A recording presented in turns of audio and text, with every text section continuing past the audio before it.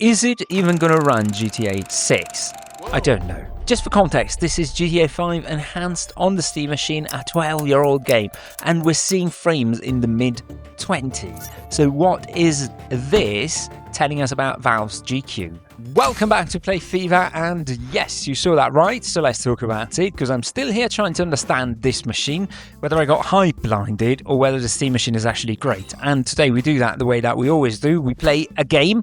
Why GTA5 Enhanced, you might wonder? Well, because it's the daddy of the open world. We all know it, and we roughly all know how it runs in our systems, so these numbers actually mean something. And especially this edition has some rather broad and deep setting, which I feel suit our tune-in exercise here. And I'll be honest, I love this part, just sitting down with a game, hunting for the perfect setting, and finding the fusion between visual quality and screen detail and fluidity, just to make everything click. So let's play GTA 5. Rules are simple, 3 runs, highest settings first to see where the ceiling is, then the lowest to see what this thing can push, and then I'm going to dial in the perfect setup and dish it out as if you'd be coming to my house to play the game. Make sure you stick around until the end, because how this 12-year-old game runs on this machine tells us something bigger about where a machine like this is heading. GTA 6 obviously included.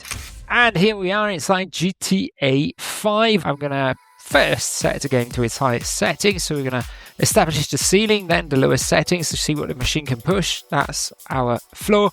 And then I'll dish out the settings that I deem are perfect for the SteamMachine. So what we're doing here at the moment, we are just roaming around in rainy Los Santos, and everything is set to high. So we got 102 FPS. We have not activated ray tracing.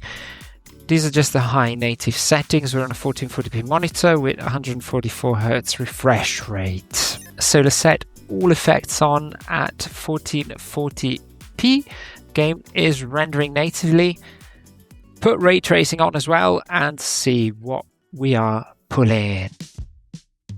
We are at full beans, ignoring suggested limits. Of course, who cares about limits when you can push them? As you can see up here, we are pulling, depending on where we are, between 20 and 30 FPS. I would average this at 25 as well. So 25 frames a second for a game that is 12 years old here on the SteamMachine. I know this is the beefed up version and they ray traced the heck out of it, but if you consider a rig with an RTX 5060 on it, we're seeing at least 2 times the FPS output on that. Nevertheless, this is our ceiling, and let's go and see what the game does when we put the settings to lowest. I know it's a 12-year-old game, but it looks absolutely beautiful this way. It's so nice to just get out and have a wander about. With ray tracing on to the max, the light effects are just so much better and more realistic, especially when it rains.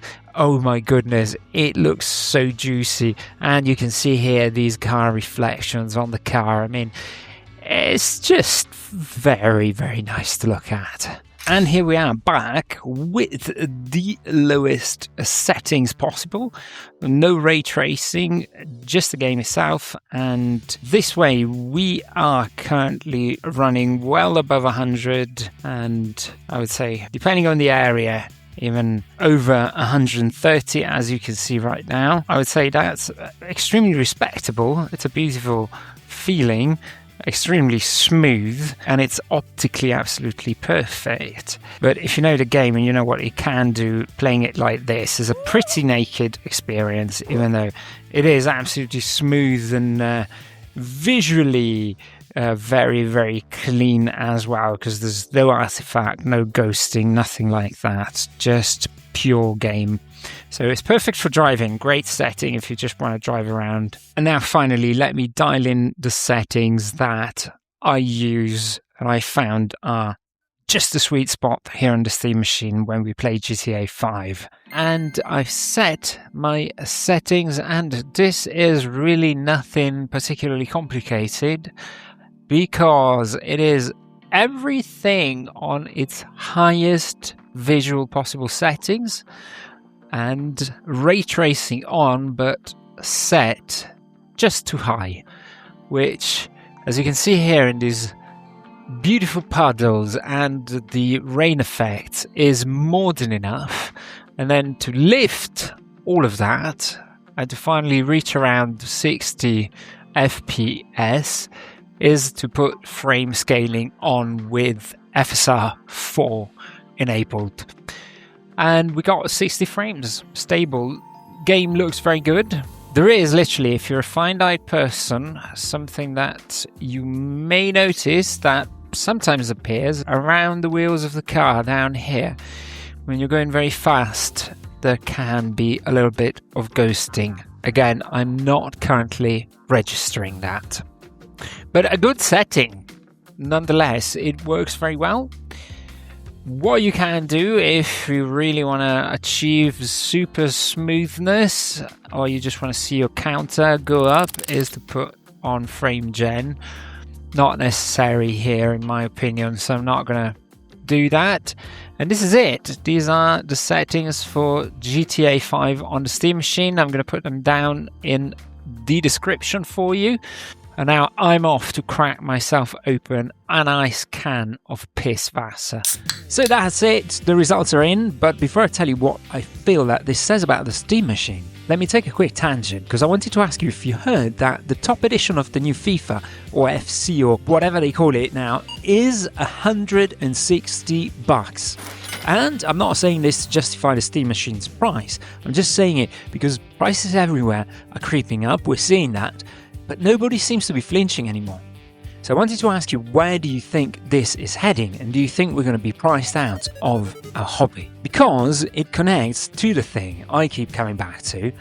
This game is 12 years old and still looks extremely good. And that's not luck. That is optimization. And that's what makes me optimistic about a machine like this. It's not a powerhouse, and it doesn't need to be, because a well-optimized game gets far more out of it than raw specs would suggest. So, the more care developers put in, the more machines like these can do, because the ceiling isn't fixed. Now, you could say, yeah, but it's an old game, of course it runs well. That's fair. GTA 5 isn't pushing this thing the way a brand new title like Crimson Desert does. But the point stands, the same fidelity, well optimized, gets far more out of a box like this than a lazy version would. And with hardware as expensive as it is getting, and games hitting $160, getting more life of what we own stops being a nice to have and looks very much like the way that we should try to go. Either way, we'll have to buy the enhanced version. So, is the SteamMachine underpowered? Let me ask a different question. Do I wish it had a bit more power? And the answer is yes. Is it worth playing? Absolutely. And the longer I sit with it, the more I think its future and ours depends less on raw power and more on whether people making games and pricing them decide to do right by us. So, will it run GTA 6? Well, I don't know yet, but it handles Rockstar's current old tech with the right settings, so it's got a fighting chance. And I'll be here to test it the day it drops, so if you want to see that, do subscribe, because it's a whole series, one game at a time. Tell me where you land. Is it underpowered or exactly enough? And are we heading somewhere good with all of this, or not? Let me know down below. Thank you for watching, and I'll see you in the next one. Bye-bye.